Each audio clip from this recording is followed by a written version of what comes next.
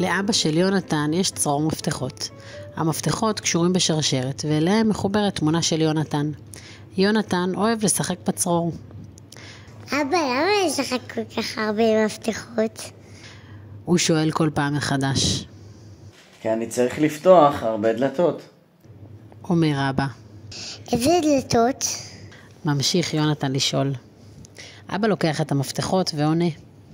המפתח הזה פותח את הדלת לבית. המפתח הזה פותח את המכונית. המפתח הזה פותח את המחסן. זה פותח את החדר שלי בעבודה. זה פותח את הבית של סבתא. והתמונה הזאת יותר חשובה מכל המפתחות. הוא אומר בסוף. את זה יונתן הכי אוהב לשמוע. יום אחד חיכה יונתן בחצר של הגן לאבא שיבוא לקחת אותו.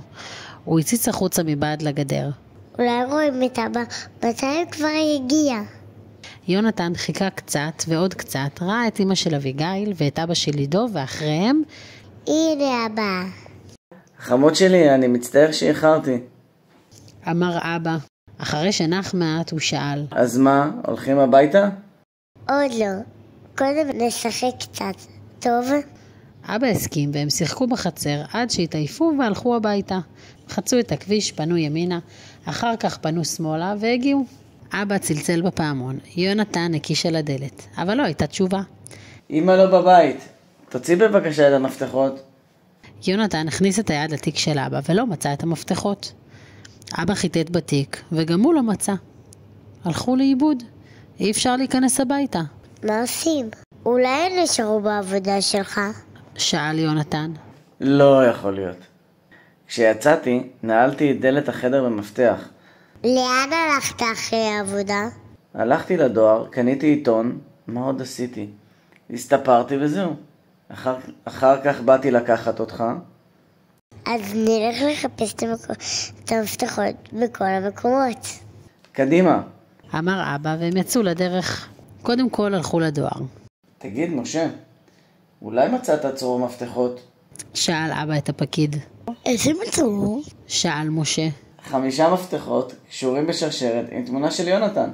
מצטער, לא מצאתי. אולי אתה רוצה חותמת בחור צעיר? יונתן הושיט את הידיים ומשה החתים אותן, חותמת על כל יד.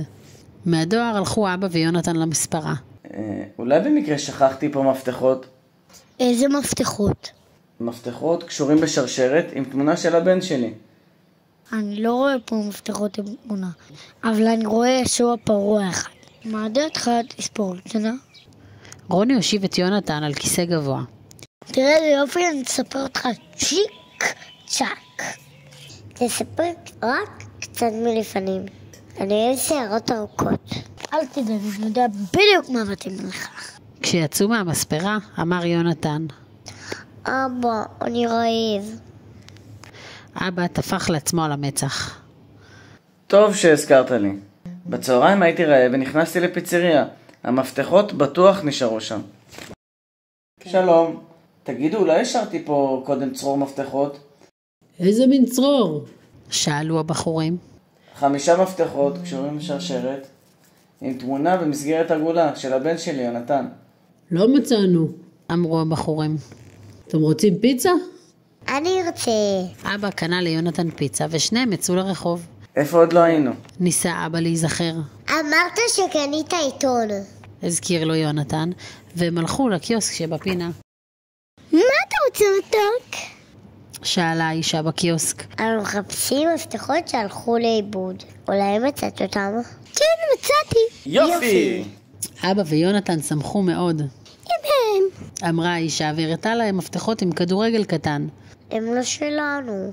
אמר יונתן, והשמחה נגמרה בן רגע. די, מספיק לחפש. מחר אני אשכפל מפתחות חדשים. רגע, יש לי רעיון. אולי המפתחות נפלו לך ששיחקנו בגן? אולי, על זה לא חשבתי.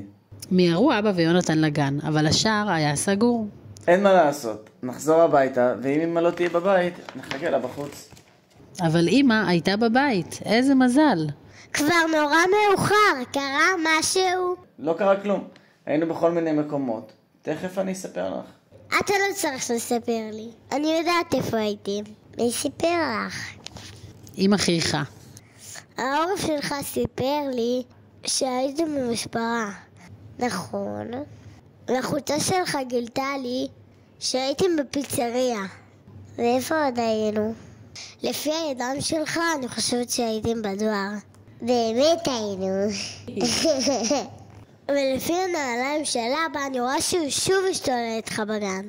אמא, את ממש בלשית. את יודעת לאן הלכנו, אבל את לא יודעת למה. אז תספר לי. ביקשה אמא. כי המפתחות של אבא הלכו לאיבוד, וחיפשנו אותם בכל המקומות שאמרת. אתה מתכוונת במפתחות האלה? שאלה אמא והראתה מה החביאה מאחורי הגב. איפה מצאת אותם? שאלו אבא ויונתן ביחד.